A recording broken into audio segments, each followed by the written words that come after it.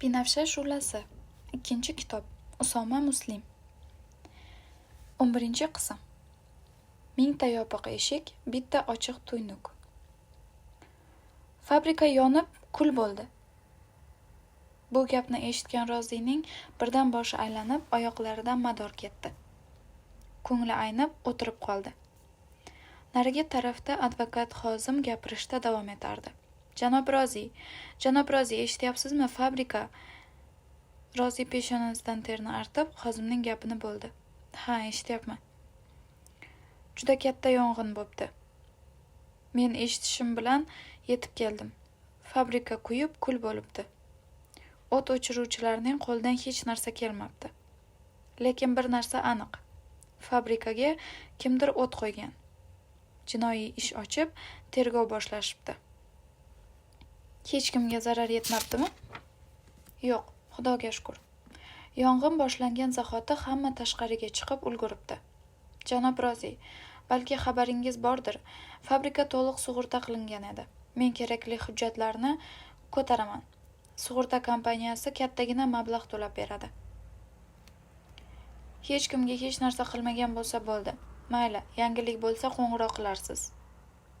Rozi shunday deb kaftlari bilan yuzini ishqaladi. Albatta, ertaga politsiyaga borib, yangilik bor yo'qligini surishtiraman. Ba'zi hujjatlarni olishim kerak. Ertalab kirib o'taman. Bemalol uyda bo'laman.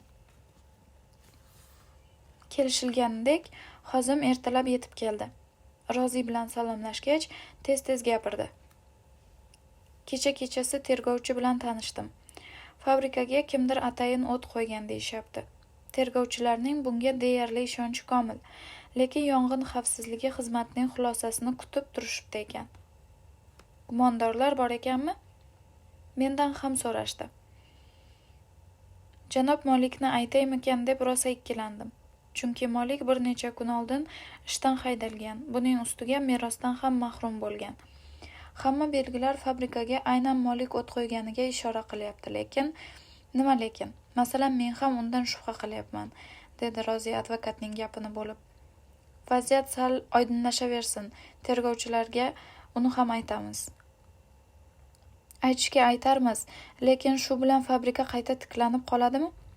Gapingiz to'g'ri, lekin nima bo'lgan taqdirda ham ertami kechmi baribir tergov guruhiga bu haqda aytishimiz kerak. Men aytgan hujjatlarni tayyorlab qo'ydingizmi? Rozi tortmani ochib, bir jildga solingan hujjatlarni olib stol ustiga qo'ydi. Fabrikaga tegishli menda bor hamma hujjatlar mana shu. Qolgani Molikning kabinetida edi. Yo yonib kul bo'lgan, yoki o'zida. Advokat jildni oldi. Men hamma hujjatlarni diqqat bilan ko'rib chiqaman. Ertaga yana shu paytda kelsam bo'ladimi? Ketmoqchimisiz? O'zi endi keldingiz-ku? Ishlarim juda ko'p. Borib yana xabar olishim kerak. Ishidan ayrilgan ishchilarni tinchlantirishim kerak. Jami zarar qancha bo'pti, hisoblab ko'rdingizmi? Xozim xo'rsindi. Zarar katta, juda katta. Gap faqat yonib kul bo'lgan fabrikada emas-da. Juda ko'p mijozlar bilan mahsulot yetkazib berish bo'yicha tuzgan shartnomalarimiz bor. Hammasida mahsulot vaqtida yetkazib berilmasa jarima to'lanadi deyilgan. Bundan tashqari, ayni ishchilarga maosh to'lanadigan kunlarimiz edi. Uni ham to'lash kerak. Rozi xotirlanib so'radi. Shuncha pulni qanday to'laymiz? Maoshni-ku bir amallaymiz. Sug'urta kompaniyasi hamma zararni qoplab beradi, lekin meni tashvishga solayotgan narsa bu emas. Nima? Buni ertaga gaplashaylik. Podadan oldin chang chiqarib, sizga yomon xabar yetkazgan bo'lib qolmay. Rozi yo'q aytavering demoqchi bo'ldi, lekin advokatning gapi to'g'riligini tan olib so'ramadi. Mayli, Xudo xohlasa ertaga ko'rishamiz. Advokat chiqib ketishi bilan telefon jiringladi. Saboq ekan. Fabrikaga o't ketganini eshitib, Rozidan xabar olgani qo'ng'iroq qilgan ekan. U Rozidan ko'ngil so'rab, hamdardlik bildirdi. Saboqning onalarcha mehridan Rozining ko'ngli biroz yorishdi. Xavotir olmang, hammasi joyida. Qo'ng'iroq qilganingiz uchun rahmat, Saboq. Oyog'ingiz yaxshimi? Biroz shishgan, dedi Rozi kulimsirab. Shifokorga bordingiz-a? Yo'qda, manavi to'stopalon bilan bo'lib borolmadim hali. Men doktor Nojiga qo'ng'iroq qilaman, hoziroq boradi. Yo'q, u kishini ovora qilmang. Mening aytganimni qiling, Rozi. Yana nimadir kerak emasmi? Yo'q, rahmat sizga, Saboq. Arzimaydi. Aytganday, Ummu Hanin. Rozi Saboqqa hech qachon bunday Haninning onasi deb murojaat qilmagan edi. Shuning uchun Saboq ajablandi. Labbay, eshitaman. Kecha sizga qo'pollik qilib qo'ydim, uzr. Asablarim joyida emas edi. Saboq mehrli, taskin beruvchi ohangda dedi. Qalbingizni biladigan odam tilingizdan chiqqan nojo'ya so'zga e'tibor bermaydi. Nima qilsangiz ham sizdan jahlim chiqishi deyarli imkonsiz, Rozi. Haninni qanday yaxshi ko'rsam, sizni ham shunday yaxshi ko'raman. Doim Xudoning panohida bo'ling. Rozi go'shakni qo'yib tashqariga chiqdi. Oyog'idagi og'riq tufayli anchagina oqsab, og'ir qadam tashlab borayotib, ovqatlanish xonasining kiraverishida to'xtab turib qoldi. Sevikli rafiqasi bilan nonushta paytida birga o'tirishlari esiga tushib ketdi. O'sha shirin xotiralar og'ushida dasturxonga borib, mahzun holda o'tirdi. Tomog'idan hech narsa o'tmadi. Tonggi qahvasini zo'rg'a ichdi. Oradan yarim soatcha o'tgach, eshik taqilladi. Xizmatkorlardan biri yugurib borib eshikni ochdi. Doktor Noji ekan. U sumkasini ko'tarib ichkariga kirdi. Rozining qarshisiga kelib o'tirib hol-ahvol so'ray boshladi. Ahvolingiz yaxshimi, janob Rozi? Xudoga shukr, yaxshi. Nima bo'ldi, Saboq xonim sizni mazasi yo'q dedi. Tinchlikmi? Dedi doktor sumkasini ochib. Tinchlik, oyog'imni urib olgan edim, sal shishib qoldi. O'zi kelishingiz shart emasdi, Saboq xonim qo'ymadilar. To'g'ri qilibdilar. Oyog'ingizni ko'rsam bo'ladimi? Ha, bemalol. Rozi oyoq kiyimini yechdi. Doktor Rozining oyog'ini ko'rib, jiddiy tortdi. Yaxshigina shishibdi. Singanga o'xshayapti. Rentgen qilish kerak. Hoziroq. Og'riq qoldiradigan dori ichib tura qolay? Yo'q. Singan bo'lsa 1 daqiqa ham vaqt ketkazmaslik kerak. Ba'zi siniqlarni vaqtida davolamasa, noto'g'ri bitib qolishi mumkin. Keyin sindirib, boshqatdan to'g'rilash kerak bo'ladi. Xullas, hoziroq borib, rentgen qildiraylik. Ertaga doktor, ertaga boraman. Doktor Noji o'rnidan turdi. Yaxshi, ertaga sizni kutaman, bee'tibor bo'lmang. Xo'p. Kun tez o'tdi. Kech kirdi. Kechki payt ovqat paytida Rozining qulog'iga xoldagi telefonning chiringlagan tovushi eshitildi. Rozi turib, oqsoqlanib telefonning oldiga bordi. Advokat Xozim ekan. Uning ovozi ancha xavotirli edi. Bezovta qilgan bo'lsam uzr, vaziyat biroz jiddiy. Nima gap? Kim o't qo'ygani aniq bo'ldimi? Oldingizga borsam bo'ladimi? Bu ishni kechiktirib bo'lmaydi. Rozi xavotirlandi. Ha, kelavering. Advokat Xozim yarim soat o'tmasdan yetib keldi. Ikkov kabinetga kirishdi. Xozim gap boshladi. Eng oldin bir narsani so'rab olay. Fabrikaning sug'urtasini kim yangilab turishi kerak edi? Kim bo'lardi? Direktorda? Janob Molikmi? Ha. Xozimning rangi o'zgardi. Xo'rsinib boshini sarak-sarak qildi. Rozining yuragi uvushdi. Yangilamagan ekanmi? O'zi yomon xabar aytishni yomon ko'raman, lekin qo'sha keladi deganday. Fabrika yonib kul bo'ldi. Bundan ham yomon qanday musibat bor ekan? Fabrikaning yonib ketishi, boshlanishi ekan, xuddi dominoga o'xshaydi. Bittasi yiqilsa, keyingilari bir-birini yiqitib ketaveradi. Rozining jahli chiqib ketdi. Pichoqni o'ynatavermay, shartta sanchib qo'ya qolsangizchi yuragimga. Borni aytavering ochiqchasiga. Xozim o'zini qo'lga oldi. Kechirasiz, siz kecha bergan hujjatlarni ko'rib chiqdim. Ularning orasida sug'urtaga tegishli birorta ham hujjat yo'q. Bittagina to'lov kvitantsiyasi bor ekan, u ham ancha eski.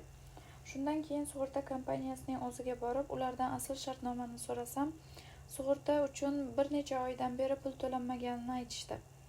Kompaniyaning qoidalari bo'yicha ular bilan tuzilgan shartnoma bo'yicha 3 marta ketma-ket to'lanmagan bo'lsa, sug'urta o'z-o'zidan bekor qilinar ekan. Eng yomoni, ular bu haqda bir necha marta yozma ogohlantirishib yuborishibdi. Oxirida sug'urtani bekor qilish xatini ham yuborishgan ekan. Shuning uchun bu kompaniya qonuniy jihatdan hech qanday majburiyatni zimmasiga olmas ekan. Rozi hayratdan qotib qoldi. Iya, sug'urta to'lovlari har oy to'lanardi-ku, mening bundan xabarim bor. Demak, Malik bu pullarni sug'urta kompaniyasiga jo'natmagan, cho'ntagiga urgani aniq. Rozining g'azabi qaynab, jahli chiqib ketdi. Bu ishlar uchun alohida hisobchi bor edi-ku. Malik qanday qilib o'zlashtiradi shuncha pulni?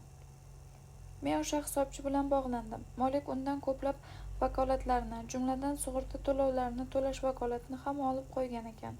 Bu yaramas kichik mablag'larni doim o'g'irlab kelgan ekan. Hammasini hisoblasak, juda katta mablag' chiqyapti. Rozining oyoq-qo'li bo'shashib ketdi. Bu mening xatoyim. Uning o'g'irlaganini fabrikaga kelganimda birinchi haftadayoq sezgandim. Maryamning asabi buzilmasin, kela solib fabrikada muammo chiqaryapti deyishmasin dedim. Malikni chetga surib o'zi direktor bo'lib olmoqchi degan gap chiqmasin debman men ahmoq. Hech narsaga qaramay shartta haddini bildirib qo'ymagan ekanman. Bu o'g'irliklar bizni bunchalar og'ir ahvolga soladi deb umuman o'ylamagan ekanman. Ablah Maryamning o'lishini bilgan, shuning uchun hammasini reja qilib yurgan ekanda. Janob Rozi, boya aytganimdek, fabrikaning zimmasida juda katta qarzlar bor. Ularni tezroq to'lashimiz kerak. Aks holda ustimizdan kimdir shikoyat qilib, bizga qarshi da'vo qo'zg'atishi mumkin. Ishimiz o'ngidan kelmasa, mol-mulkingiz musodara qilinib, kimoshdi savdoga qo'yilib, arzimagan pulga sotib yuboriladi. Bankdagi naqd pullarchi? Meros taqsimotidan keyin qolgan pullar ishchilarning bir oylik maoshini berishga, asosiy qarzning yarmini to'lashga yetadi xolos. Sug'urta kompaniyasi esa ko'rib turganingizdek bir tiyin ham berishga majbur emas ekan. Bankdagi bor pulni ishlatsam ham qarzdor bo'lib qolar ekanman-da. Ha, vaziyat shunday, janob Rozi. Shuning uchun tezroq aytishga shoshildim. Fabrika yonib ketgani haqida xabar tarqalgandan keyin biz bilan ishlaydigan tijoratchilar xavotirga tushib qolishdi. Ba'zilari qonuniy yo'l bilan talab qilamiz deb ham tahdid qilishdi. Rozi nima deyishni bilmay qoldi. Hech narsa demay kaftlari bilan yuzini to'sdi. Shu payt Xozim tomoq qirib, sekin gap boshladi.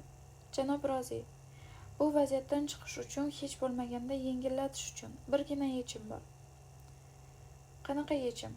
Dedi Rozi qo'llarini yuzidan olib. Qasrni sotish kerak. Yo'q, bu qasr. Keyin bankrot bo'lganingizni ham rasman e'lon qilish kerak. Bankrot? Nega? Shunda ishchilar oldidagi majburiyatlar bekor qilinadi. Ular bilan tuzilgan shartnomalar bo'yicha ularga har oy maosh to'lashga majbursiz. Bu shartnomalarda juda ko'plab huquqlar, imtiyozlar aytilgan. Ular ham juda katta pulga aylanib ketadi. Ahvolingiz battar og'irlashib ketmasligi uchun shunday qilish kerak. Hozir qilinadigan eng asosiy ish hamkorlar oldidagi qarzlarni yopish, hamma narsani, qasrni, mashinani, otlarni, xullas qiymati bor nimaiki bo'lsa, hammasini sotish kerak. Shunda ham bu vaziyatdan zo'rg'a chiqib keta olasiz. Rozi hayratdan dong qotib qoldi. Qanday qilib hamma narsa shunchalik tez, bir pasda barbod bo'lishi mumkin? Tushuna olmayapman. Xozimning bu savolga javob bergisi kelmadi. U Rozining bo'ynidagi kumush zanjirga ko'zi tushib so'radi. Xonimdan sotsa bo'ladigan qimmatbaho taqinchoqlar qolmaganmi? Rozi xuddi Xozim hozir olib qo'yadigandek kafti bilan zanjirning ko'zini berkitib, qog'ini o'ydi. Yo'q, qolmagan. Aniqmi? Vafotidan keyin xonasini qarab ko'rmadingizmi? Rozi jahl qildi. Siz meni kim deb o'ylayapsiz? Xozim shunday gaplar bo'lishini kutgan edi. Sokin ohangda tushuntira boshladi. Men hech narsa deb o'ylamayapman, janob Rozi. Maryam xonim uzoq yillar mening eng intizomli, eng saxiy mijozim bo'lgan. Menga juda ko'p sirlarni aytgan, menga ishongan. Shuning uchun men o'zimni u kishidan ma'lum darajada qarzdor deb his qilyapman. Qolaversa, bu mening o'z sohamdagi obro'yimga ham tegishli masala. Men mijozlarimizning ishini 100% qonuniy yo'l bilan oxirigacha yetkazib qo'yishga odatlanganman. Maryam xonimning ishi esa hali oxiriga yetmay bu ishlar bo'lib ketdi. Shuning uchun men vaziyatni o'nglash uchun hamma imkoniyatlarni topishim va ularni sizga aytishim kerak. Hozirgi vazifam esa qarzlaringizni yopishga yordam beradigan har qanday pul manbaini topishdan iborat. Rozi bularning hammasini tushunib turardi, lekin uni ham to'g'ri tushunsa bo'ladigan vaziyat edi. U qafasga qamalib qolgandek o'zini bosolmayotgan edi. Unda nima qilib o'tiribsiz? Boring, qasrga xaridor toping, hamma qarzlarni to'lang, hammasini sotib tugating. Hozim o'rnidan turdi. Buning uchun menga ishonchnoma berishingiz kerak. Ishonchnomaning matnini ertaga yordamchimdan berib yuboraman. Imzo chekib bersangiz bo'ldi. Yo'q. Buyog'iga hamma ishni siz bilan birga qilamiz. Hammasini o'zim nazorat qilaman. Ixtiyoringiz. Qaytaga shunisi yaxshiroq. Hammasini o'z ko'zingiz bilan ko'rasiz. Xullas, bankrotlikni e'lon qilish kerak. Men bugunoq kerakli hujjatlarni tayyorlayman. Ertaga rasmiy hujjat e'lon qilamiz. Advokat Hozim ishga jiddiy kirishdi. Bir necha kun ichida o'zi aytgan hamma ishlarni yakunladi. Qasr kutilmaganda kattagina narxga sotildi. Tushgan pullar qarzlarni yopishga, ishchilarning maoshlarini to'lashga ishlatildi. So'ng ularning barchasi ishdan bo'shatildi. Qasrni sotib olgan odam uyni bo'shatib qo'yish uchun bir haftagina muhlat berdi. Hozim Roziga oxirgi moliyaviy hujjatlarni topshirar ekan shunday dedi. Hamma ishlarni yakunladik. Mening xizmat haqim ham to'landi. Oramiz ochiq. Hisob raqamingizda qolgan pul mana shu. Rozi bank hisobiga ko'z tashlab achchiq kulimsiradi. Shaharning eng chekkasidan bir xonali uy sotib olishga ham yetmas ekan. Mayli, boriga shukur. Janob Rozi, kechiktirib bo'lmaydigan hamma ishlar bitdi, lekin yana bir masala qoldi. Men uni shoshilinch xarajatlarga kiritmagan edim, chunki uni bekor qilish ham mumkin. Nimani aytyapsiz? Yana nima qoldi? Hammasini yopdik-ku. Fabrika bo'yicha hamma qarzlar yopildi. Endi siz bilan rasmiy munosabatlarimizni tugatsam ham bo'ladi. Lekin bundan oldin sizga bir narsani eslatib qo'yishim mening burchim. Bir necha kundan keyin janob Vohidning maktab pulini to'lash kerak. To'lovi anchagina. Menimcha, oy oxirida maktab bilan shartnomani to'xtatib, janob Vohidni oddiy maktabga o'tkazganingiz ma'qul. Agar siz hali ham uning vasiyligini saqlab qolmoqchi bo'lsangiz albatta. Chunki hozirgi moliyaviy holatingizni hisobga olsak, bu vasiylikdan voz kechib, uni boshqa odamga o'tkazish huquqiga egasiz. Rozi shoshilinch bilan xotirjam ovozda dedi. Hisobimda qolgan pul uning kelasi yilgi maktab pulini to'lashga yetadimi? 3/3 yetadi, lekin bunday qilsangiz butunlay bankrot bo'lasiz. 1 yillik maktab pulini to'lab qo'yavering. Keyingi yillik nima bo'ladi? Undan keyingi yillarchi? Mening taklifim... Rozi advokatning gapini bo'ldi. Bu masalada hech qanday taklif kerakmas. Buni sizga aytayotgan oxirgi iltimosim deb biling. Xo'p bo'ladi, nima desangiz shu. Aytganday maktabga vasiyning manzilini kiritish kerak. Biror yerga joylashib olganingizdan keyin bu haqda ularga xabar beraman. Hozircha Saboh xonimning manzilini berib tura qoling. Moviy Sharshara ko'chasidagi uyni aytyapsizmi? Ha, vaqtincha, yangi uy topganimcha. Yaxshi, shunday qilaman. Advokat o'rnidan turib Roziga qo'l uzatdi. Siz bilan ishlash men uchun sharaf bo'ldi, janob Rozi. Rozi ham o'rnidan turib Hozimga qo'l uzatdi. Qilgan barcha yaxshiliklaringiz uchun rahmat. Sizga nisbatan biror nojo'ya harakat qilgan yoki gap aytgan bo'lsam uzr so'rayman. Hozim tabassum qilib Rozining qo'lini mahkam siqdi. Qaniydi hamma mijozlarim ham sizdek xulqqa ega bo'lsa. Xayr, yaxshi qoling. Advokat Rozini turli o'ylar domida, yangi g'am-tashvishlar bilan yolg'iz qoldirib, qasrdan chiqib ketdi. Davomi bor. Davomini tinglash uchun kanalga obuna bo'ling.